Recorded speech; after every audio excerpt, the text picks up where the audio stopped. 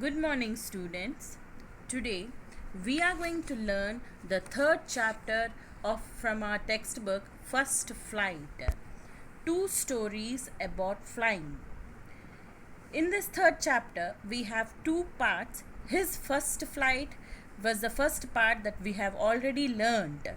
And in the second part, the black aeroplane, that is what we are going to learn from this video. The Black Aeroplane by Frederick Forsyth.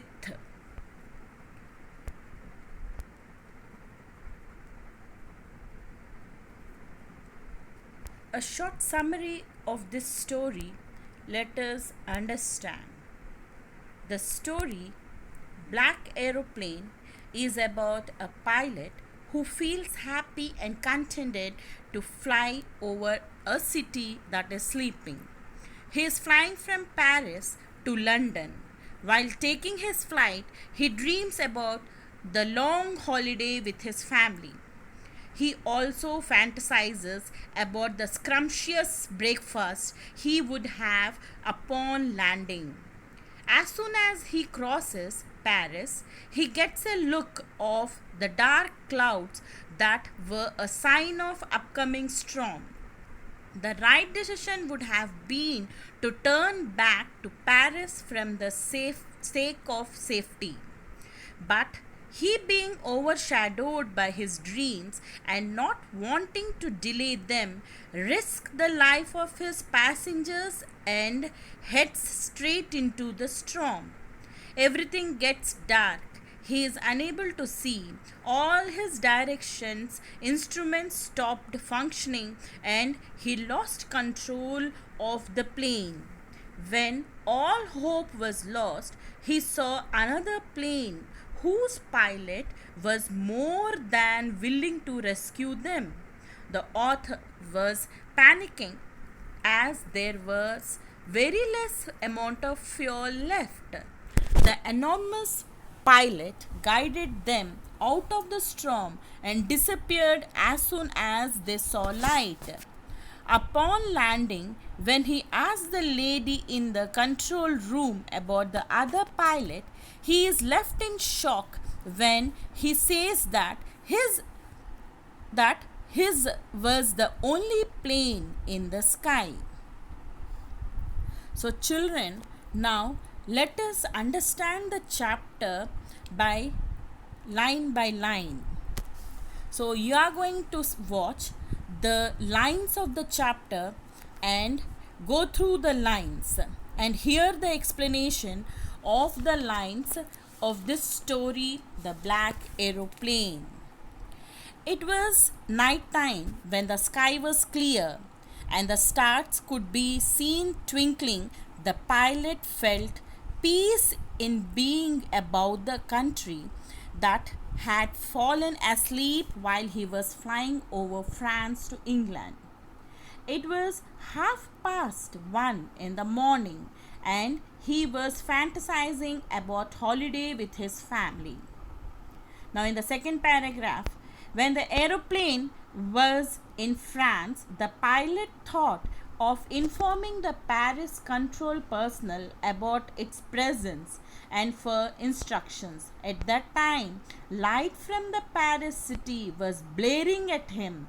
He informed the control agency, to which they replied in further instructions and on directions. The control room at Paris instructed him to turn 12 degrees towards west.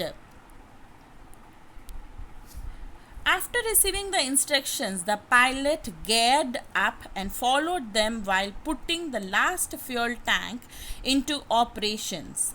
All this time, he was dreaming about his time with his family, and then he started thinking about a satisfactory breakfast at the destination point. He was calm as everything was going as planned. Now, the plane had crossed Paris. When he started seeing clouds in the sky, the presence of clouds made it unsafe to travel by air because there were chances of a storm. They were so huge and dark that the pilot compared them with the Black Mountains.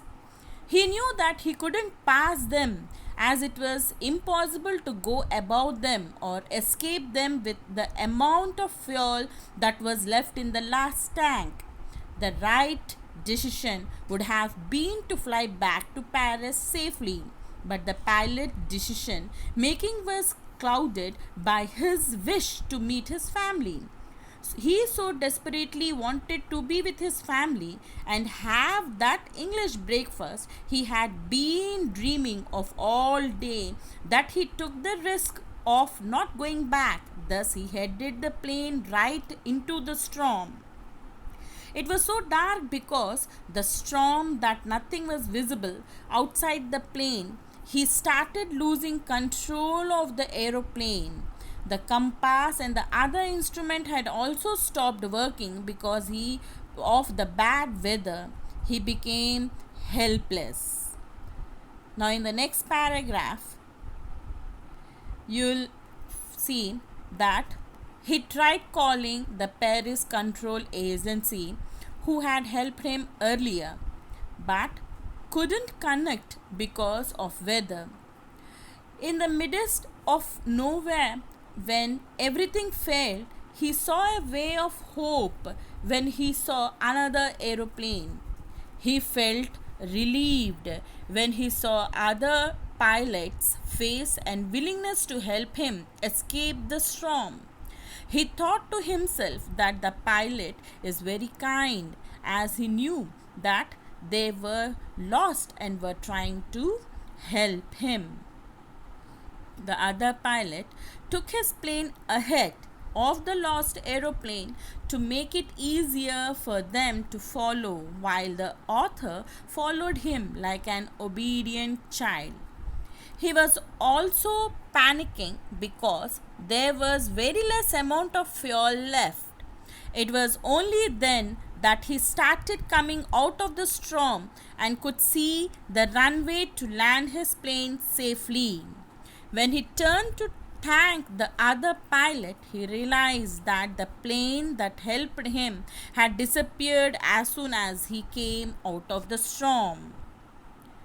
And the author did not know where he had landed, but was not afraid of leaving his plane unattended.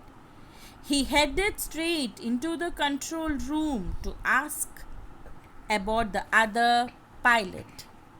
To his utmost surprise, the lady informed him that there was no other plane in the sky except his because the bad weather. He is left astonished with lot of questions unanswered in his mind. Thank you.